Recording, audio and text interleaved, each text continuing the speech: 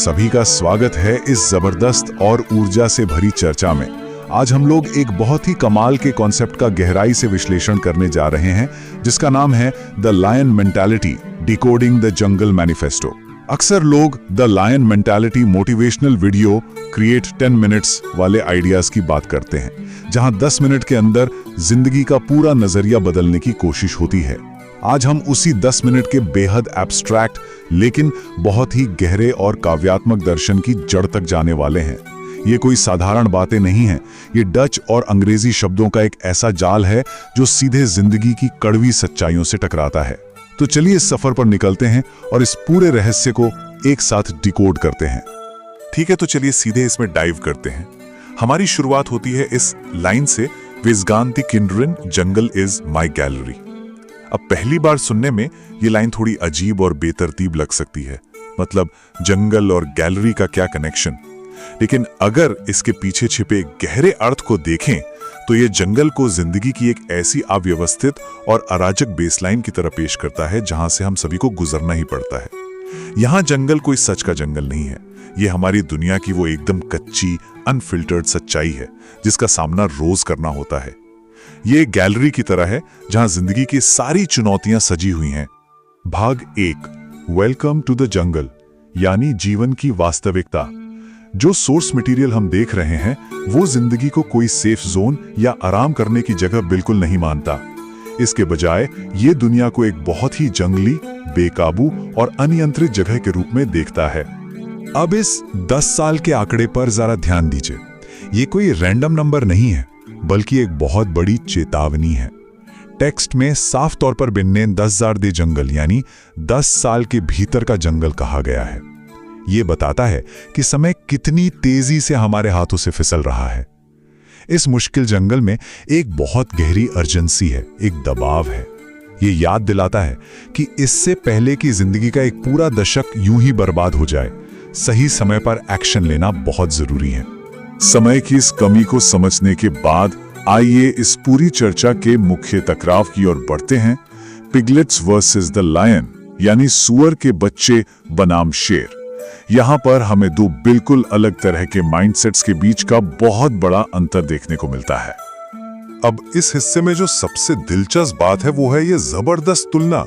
एक तरफ दे बिगेन यानी पिगलेट्स और दे कुड डे यानी झुंड की बात हो रही है। हम सब जानते हैं कि जीव विज्ञान में भी झुंड हमेशा सिर्फ अपनी सुरक्षा के लिए एक साथ रहता है, भले ही उन्हें पता ना हो कि वो जा कहां रहे हैं।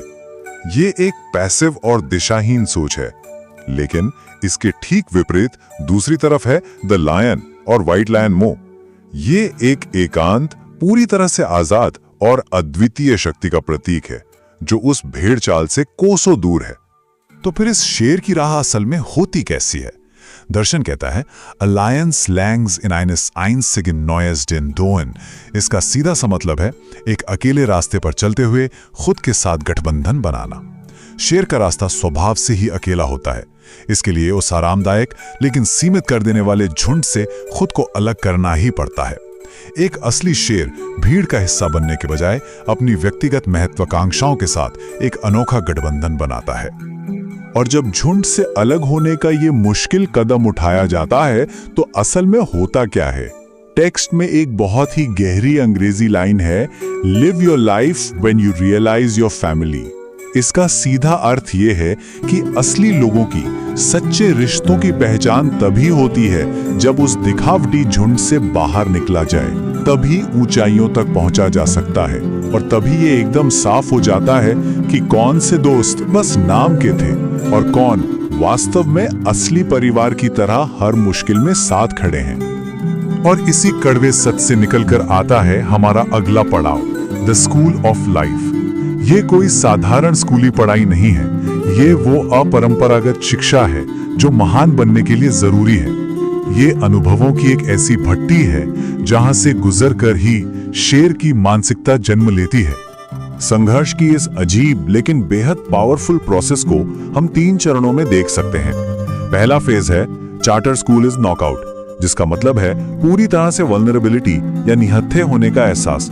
फिर आता है phase 2, greater school left for dead, जो जिंदगी की सबसे भयानक कठिनाइयों और एकदम अकेले पड़ जाने का प्रतीक है। और फिर अंत में फेज 3 ओ पासेस लेस, जो उस पैतृक ज्ञान और गहरी समझ को दिखाता है जो इन सारी तकलीफों से गुजरने के बाद ही मिलती है। ये कच्चे दर्द से लेकर पक्की बुद्धिमानी तक का एक पूरा सफर है। इस अनुभव की इंटेंसिटी को इस एक टूटी फूटी लेकिन बेहद दमदार लाइन से समझा जा सकता है, how the fuck you haven't experienced you stood on July. इस एग्रेसिव लाइन को देखें तो समझ आता है कि यह दर्शन सिर्फ दूर से ज्ञान बगाड़ने की बात नहीं करता, बल्कि जिंदगी के असली रोंगटे खड़े कर देने वाले अनुभवों की मांग करता है। ये एक चुनौती है कि जमीनी हकीकत और दर्द को खुद महसूस किए बिना कोई भी असली समझ कभी विकसित नहीं कर सकता। अब हम इस जबरदस्त चर्चा के क्लाइमैक्स पर आ गए हैं, अनलीशिंग योर इंजन पावर। जिंदगी के स्कूल में जो कुछ भी सहा और सीखा गया है वो सब इसी शेर की मानसिकता को बाहर लाने और उसे दुनिया के सामने रखने के लिए था। और ये शानदार ढंग से हमें बताता है कि असली लायन मेंटालिटी आखिर है क्या। ये है मोटर वर्मोजेन यानी इंजन पावर का होना, और डोए जीन डुएन यानी बिना किसी हिचकिचाहट के एकदम ठोस एक्शन लेना। ये उस कच्ची अनकंट्रोल्ड अंदरूनी ऊर्जा के बारे में है जो लगातार आगे धकेलती है। ये सिर्फ एक खोखली प्रेरणा नहीं है, ये वो ईंधन है जो इंसान को रुकने का नाम ही नहीं लेने देता। इस इंजन पावर का अंतिम रूप कैसा दिखता है? व्हाइट लायन मोड डोए जीन डोएन, इसी में पूरा सार छिपा है। इसका मतलब है कोई दिखावा मत करो, ज्यादा सोचो मत, बस सीधा और कच्चा एक्शन लो। ये एक अल्टीमेट कॉल टू एक्शन है। सारी हिचकिचाहट, सारे डर और ओवरथिंकिंग को उठाकर बाहर फेंक देना और बस पूरी ताकत से अपनी मंजिल की तरफ झपटना। एक शेर काम करने का दिखावा नहीं करता, वो बस वार करता है। लेकिन रुकिए, क्या ये असीम पावर सिर्फ अपने ईगो को संतुष्ट करने के लिए है? बिल्कुल नहीं। आंखों मेंदे किटसूर यानी आने वाले बच्चों का समय ये एकदम साफ कर देता है कि ये सारी ऊर्जा, ये सारा संघर्ष भविष्य की पीढ़ियों को रास्ता दिखाने के लिए है। इस मानसिकता को इसलिए कमाया जाता है ताकि ये आने वाले युवाओं के लिए एक मिसाल बन सके। ये अपनी ताकत को एक विरासत की तरह पीछे छोड़कर जाने के बारे में है। तो इन सारे कमाल के विचारों को डिकोड करने के बाद एक बहुत ही गहरा और अंतिम सवाल हमारे सामने खड़ा होता है।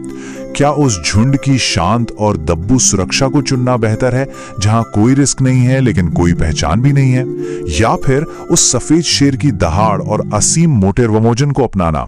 ये एक ऐसा सवाल है जो हम सभी को अपने रास्तों और जिंदगी के फैसलों पर गहराई से दोबारा सोचने के लिए मजबूर कर देता है। इस पावरफुल दर्शन की आज की हमारी इस चर्चा में बस इतना ही। सीखते रहिए, खुद से सवाल करते रहिए और अपने अंदर के इंजन पावर को हमेशा फुल थ्रॉटल पर रखिए।